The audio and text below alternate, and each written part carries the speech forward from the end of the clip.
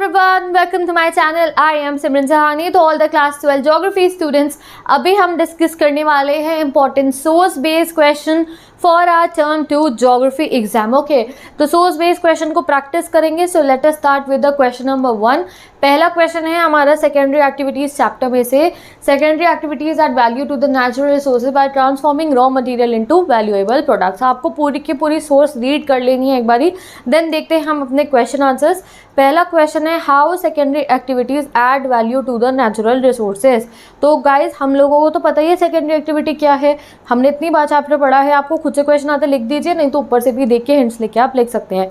Secondary activities add value to the natural resources by transforming raw materials into the valuable products. ठीक है, example भी mention कर देना है कैसे, जैसे कि वुड से हम फर्नीचर बना लेते हैं. ठीक है, और भी एक दो एग्जाम्पल इसमें मेंशन ज़रूर कर देना how secondary activities add value to the natural resources. ठीक है, नेक्स्ट क्वेश्चन क्या है, which mineral can not be use directly from the mines. ठीक है, तो ऊपर जब आप ये पढ़ोगे ना तो आपको यहाँ पे इसका हिंट मिल जाएगा. ठीक है, तो iron ore can not be use directly from the mines but after being converted into steel it gets its value and can be use for making valuable machines. तो सीधा इसका आंसर हमें मिल गया है, तो हम यही मेंशन करेंगे. ठीक है, दैट कौन सा ऐसा होता है हमारा mineral, iron ore is the mineral that can not be use directly from the mines but after being converted into steel it gets its value and can be use for making valuable machine tools. देखो हमने अपने आप से mention कर दिया कि आगे valuable machine tools बनाने के लिए तब हम उसे यूज कर सकते हैं. नेक्स्ट क्वेश्चन वो था the activities concern with manufacturing and processing. कौन कौन सी एक्टिविटीज़ कंसर्न होती हैं, तो सेकेंडरी एक्टिविटीज़ होती हैं, बट ऊपर देख लेते हैं. Secondary activities therefore are concern with manufacturing processing and construction of industries. ठीक है, तो manufacturing industries are concern with, हम मेंशन कर देंगे secondary activities are those activities which are concern with manufacturing processing and construction industries.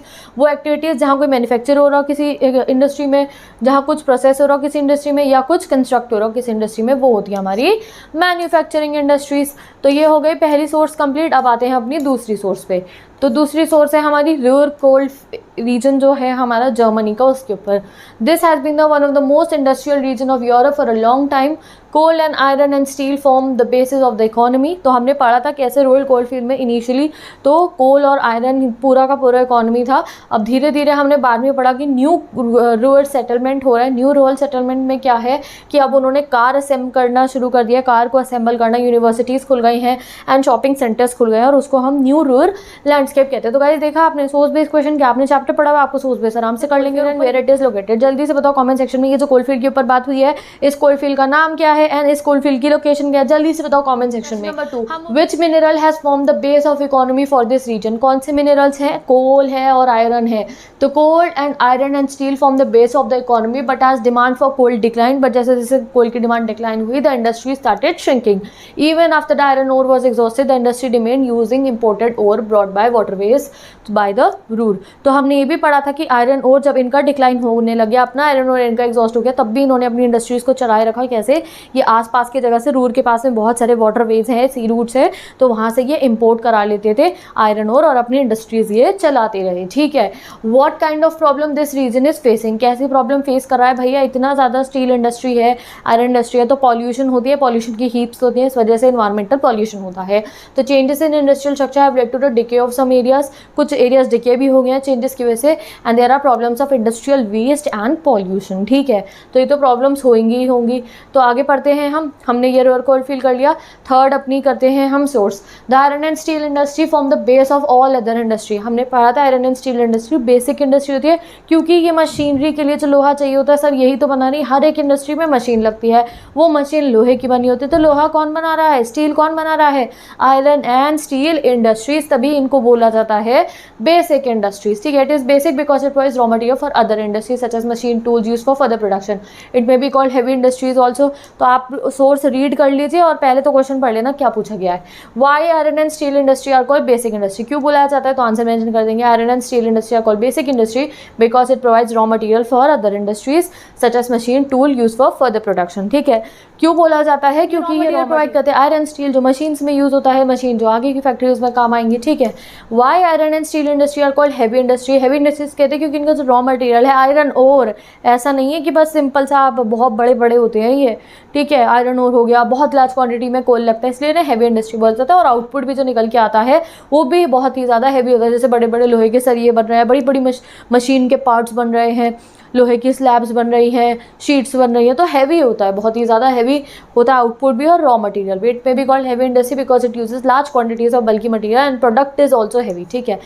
Raw material he heavy नहीं होता, product भी बहुत हैवी होता है। How iron is extracted from iron ore, ये इंपॉर्टेंट है इसके आपको पूरा का पूरा प्रोसेस बताने को आ जाए। तो iron is extracted from iron ore by smelting in a blast furnace. Smelt होता है ब्लास्ट फर्नेस में, पिघलाया जाता है लोहे को पिघलाने के लिए कोक या फिर कार्बन एंड लाइमस्टोन की जरूरत पड़ती है। The molten iron is cooled that and mould in form of pig iron, और फिर उसको जो है पिग आयरन के फॉर्म में जो है हम फॉर्म कर देते हैं, जिसको फर्दर स्टील के बनने में यूज़ होता है। और स्टील कैसे बनता है? By adding strengthening materials like manganese, ठीक है। तो ये समझ में आ गया। ये सोर्स बेस्ड गाइज, इसको सॉल्व कीजिए, साथ के साथ आपका ये टेस्ट चल रहा है, आप ये मानो, ठीक है। तो ये क्या हुआ? The world's longest highway tunnel Atal tunnel has been build by border road organisation. तो इस पूरे के पूरे सोर्स में गाइस हमारे को अटल टनल के बारे में डिस्क्रिप्शन दे रखा है। तो पहला क्वेश्चन है what is the length of Atal tunnel, ठीक है। तो ये आपका पहला क्वेश्चन आया, तो आपको पूरी लाइन फॉर्म करनी है, आपको पता है 1 मार्क में आएगा आपका ये एग्जाम में। तो आप पूरा बता देना कि जो वर्ल्ड का लॉन्गेस्ट टनल है, जिसका हाईवे टनल है, जिसका नाम है अटल टनल, उसकी लेंथ कितनी है? 9.02 किलोमीटर। 1 वर्ड में आंसर नहीं लिखना है, 1 लाइन में लिखने की कोशिश कीजिएगा। It has been build by border road organisation, पूरी लाइन मेंशन कीजिए, थोड़े से अपने वर्ड ऐड करके पूरी की पूरी लाइन मेंशन कर दीजिएगा, बस थोड़ा सा। The length of the Atal tunnel is 9.02 kilometre. It is also known as the world's longest highway tunnel. थोड़ा सा अपनी तरफ से क्रिएटिविटी दिखा देना, आपने पहले लेंथ मेंशन कर दी और इसी लाइन को ऐसे लिख देना, it is also known as the, ठीक है। इट इज़ सीधी बात की जगह हमने घुमा के लिख दी, it is also known as the this, और जो है it has been build by border road organisation, ठीक है। तो इस जिससे कि आपका आंसर अट्रैक्टिव लगे, ठीक है। Atal tunnel connects which valleys, तो आपको बताना है this tunnel connects Manali to Lahaul Spiti valley throughout the year, ठीक है। तो पूरा का पूरा इसको जो है 1 लाइन में आपको मेंशन कर देना है, 1 वर्ड में नहीं, 1 लाइन में मेंशन करना, 2 लाइन्स भी हो जाए कोई बात नहीं। Next, which is the altitude of tunnel from mean sea level, क्या है एल्टीट्यूड, क्या है from the mean sea level? ऊपर से चेक करके मुझे कॉमेंट सेक्शन में आंसर बताओ। Yes, 3000 metres from the mean sea level है, तो भैया आपको वो मेंशन कर देना है, ठीक है। लाइन बना के लिख देना। Atal tunnel is in which Himalayan range, कौन सी हिमालयन रेंज में है?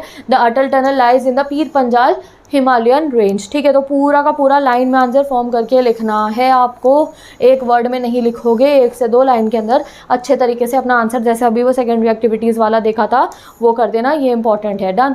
आगे इस क्वेश्चन या फिर आपको सोर्स बेस्ड क्वेश्चन, तो यहाँ हमें एनवायरमेंटल पॉल्यूशन से रिलेटेड है। Environmental pollution by solid waste has not got significant because of enormous growth in quantity of waste की क्वांटिटी बहुत ज़्यादा बढ़ी है। Solid waste refers to a variety of old and used articles, for example stained small pieces of metal, broken glass, examples बता रखे हैं, ठीक है। क्वेश्चंस पे मूव करते हैं। पहला क्वेश्चन क्या है? Main the sources of solid waste. तो क्या 2 सोर्सेज है हमारे सॉलिड वेस्ट की? हाउस होल्ड और डोमेस्टिक इस्टेब्लिशमेंट का वेस्ट, इंडस्ट्रियल और कमर्शियल इस्टेब्लिशमेंट का वेस्ट। तो आप पूरा का पूरा लाइन फॉर्म करके इसके आंसर में मेंशन कर दीजिए, ठीक है। नेक्स्ट क्वेश्चन में मूव करते हैं। What do you mean by solid waste, ठीक है। तो सॉलिड वेस्ट क्या होता है? यहाँ पढ़ते हैं। Solid waste refer to a variety of old and used articles, for example guys. तो आप पूरी की पूरी ये लाइन मेंशन कर देना, ठीक है। तो यहाँ से यहाँ तक हमारा आंसर हो जाएगा। Solid waste refers to a variety of old and used articles, for example stain small pieces etcetera, पूरा मेंशन कर देना। 1 लाइन से 2 लाइन में आपका ये आंसर जो है वो कंप्लीट हो जाएगा। आंसर नंबर 2 हमें यहाँ मिल गया। नेक्स्ट क्वेश्चन देखते हैं हम अपना। नेक्स्ट क्वेश्चन हुआ हमारा, नेक्स्ट क्वेश्चन है what is the effect of solid waste on our health. क्या इफेक्ट है? ऊपर पढ़ेंगे हम और आंसर देखेंगे। तो इफेक्ट्स कहाँ गिवन है एक बार चेक करते हैं। ये रहा, solid waste causes health hazard through creation of object smell and harbouring of flies. बहुत ज़्यादा फ्लाइज हो जाते हैं, रोडेंट्स हो जाते हैं, वो कैरी करते हैं डिजीजेस को, फिर डायरिया हो जाता है, टाइफाइड हो जाता है, मलेरिया हो जाता है। तो ये सब हो जाता है हमारे सॉलिड वेस्ट की वजह से। तो हम मेंशन कर देंगे solid waste causes health hazard through creation of, बहुत स्मेल आती है इनमें से, और इससे ये फ्लाइज मक्खियाँ उड़ने लगती हैं इनके ऊपर, रोडेंट्स यानी कि चूहे वगैरह आ जाते हैं, फिर वो कैरी करते हैं डिसीजेस को, उससे टाइफाइड और डायरिया, मलेरिया ऐसी डिजीजेस हमें होनी शुरू हो जाती हैं। Give examples of solid waste. Stained small piece हो गया हमारा, ऊपर से देख के लिख देंगे ग्लास या प्लास्टिक में polythene bag, ashes, floppies, CDs etcetera. ये हो गए हमारे सॉलिड वेस्ट के। तो यहाँ पे हमने काफ़ी सारे सोर्स बेस्ड क्वेश्चन प्रैक्टिस करे हैं, तो मैंने आपको बता दिया try to form your answer in 1 to 2 lines, ठीक है। ऐसे एक वर्ड में आंसर लिख के मत छोड़ना, 1 to 2 लाइन में अपना आंसर अच्छे से फॉर्म करके लिखिएगा। जितना आपको ऊपर से देख के अच्छा सा लग रहा है तो इसे अपनी से क्रिएटिविटी दिखा के बढ़िया तरीके से अपना आंसर कर दीजिए सोर्स बेस्ड क्वेश्चन का। आपने चैप्टर पढ़े, इंपॉर्टेंट क्वेश्चन पढ़े हैं, तो उससे भी आपको बहुत हेल्प मिलने वाली है सोर्स बेस्ड क्वेश्चन को सॉल्व करने में, ठीक है। और तो with this I am ending this video now. I hope this video will help you. Source based question हमने कर लिया है। If I get time I will make one more video for the source based question, ठीक है। तो अभी के लिए बाय बाय एंड मिलते हैं नेक्स्ट वीडियो में। इंपॉर्टेंट क्वेश्चन प्लेलिस्ट गिवन है गाइस, जितने भी मोस्ट इंपॉर्टेंट चैप्टर्स हैं उनके मैंने इंपॉर्टेंट क्वेश्चन आपकी प्लेलिस्ट बना के डिस्क्रिप्शन बॉक्स में वीडियोस लिंक्स हैं, आप जाके जो है देख सकते हैं सारे इंपॉर्टेंट क्वेश्चंस को। मैं मिलती हूँ आपसे नेक्स्ट वीडियो में। Bye bye, take care, best of luck.